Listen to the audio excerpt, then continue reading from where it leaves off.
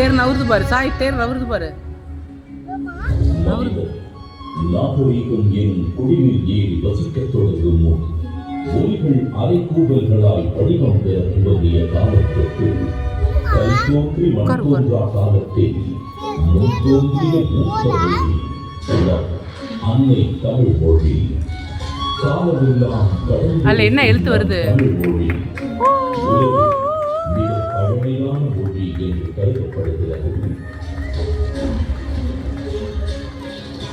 மொழிகளுக்கெல்லாம் தாய்மொழியாக திகழ்ந்து தமிழரின் வரலாறு, வாழ்வியல், அறம், மாண்பு மற்றும் கலாச்சாரத்தின் அடையாளமாக விழுந்து வரும் தமிழ் மொழியின் உண்மையை அதன் பண்பாடு, இலக்கியம், சிற்பக்கலை, ஓவியக்கலை, கட்டிடக்கலை மற்றும் கல்வெட்டுகளில் காண முடிகிறது. அங்க பாடுடா டேய். 133 அதிகாரங்கள், மொத்தம் 1300 திருக்குறள் பாடல்களில் இப்பாரினை அளந்து இவ்வுலகிற்கு இன்றியமையாத பொதுமறையை இயற்றி தந்த தமிழ் தாயின் தலைமகன், வையத்துள் வாழ்வாங்கு வாழ்ந்த தெய்வ புலவர் திருமகனார் திருவள்ளுவர்.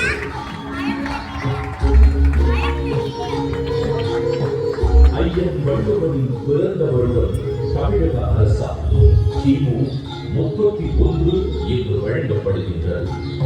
சென்னையின் மயிலாப்பூரில் வாழ்ந்ததாக கருதப்படும் இவர் காவிரி பாக்கத்தை ஒட்டி வாழ்ந்து வந்த மார்க்செயின் என்பவரது மகள் கூறப்படுகின்றது. தன்னை பற்றிய குறிப்புகள் மிக குறைவாகவே கிடைக்க பெற்றுள்ள போதிலும் தன் சொற்களால் தமிழ் கடத்தி சாதி மத வேதங்களை களைந்து மனிதத்தை உயர்த்தி பிடித்தவர் வள்ளுவர் திருமகனார்.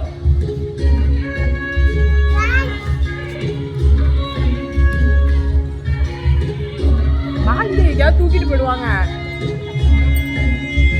சுமார் 2000 ஆண்டுகள் பழமையான சங்க இலக்கியத்தில் 11 கீழ்கணக்கு நூல்களில் ஒன்றான திருக்குறளை தமிழ் மொழியின் தலை சிறந்த நீதி நூல்களில்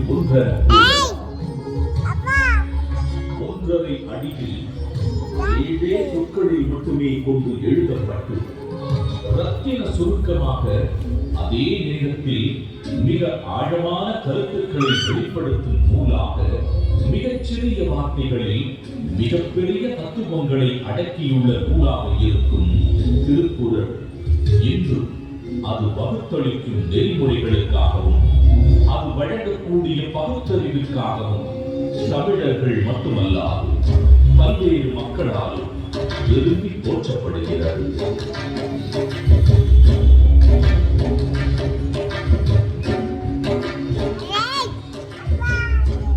அறம், பொருள், இன்பம் என்று 3 பிரிவுகளாக அமைய பெற்றுள்ள திருக்குறளில் முதல் பகுதியான அறம் எனும் பிரிவு ஒழுக்கத்திற்கு அடிப்படையான மெய்யியல் மற்றும் தத்துவார்த்த கோட்பாடுகள் நிறைந்துள்ளன.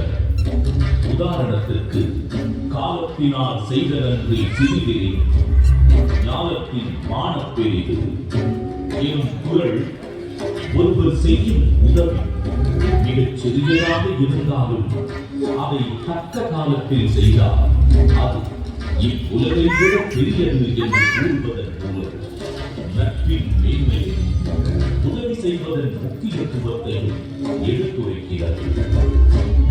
அடுத்த பிரிவான பொருட்பாலை வாழ்வுக்கு தேவையான பொருளீட்டுதல், சுய மற்றும் சமூக முன்னேற்றத்திற்கான குறள்கள் இடம்பெற்றுள்ளன. உதாரணத்திற்கு கற்க கசட கற்பவை கற்றபின்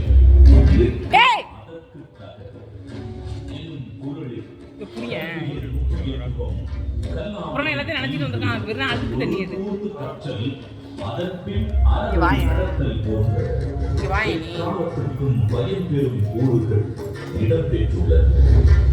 3ஆம் பிரிவான இன்பத்து பாலை வாழ்க்கைக்கு தேவையான ஆக்கூறுகள் இடம்பெற்றுள்ளன. உதாரணத்திற்கு உடன்பொடு உயிரிழை என்ன மற்றன மடந்த அவளும் போவா. அவனை பார்த்துதான் அவளும் போறது நிக்கிறா பாருங்க. என் புகழ் உடலும் அரைஞ்சிருவேன். எதால அடி பண்ணே தெரியாது. நீ போயேன், நான் பின்னாடியே வந்து சாத்தி எடுத்துருவேன். வாழ்க்கையில் சாத்தி எடுத்துருவேன். ஒன்றாக இருத்தல் வேண்டும் என்ற உட்காரு. பொருள் வந்து உட்காரு. காதலின் சிறப்பையும் இயல்பாழ்வின் மேன்மையையும் உணர்த்த சா இங்க வா.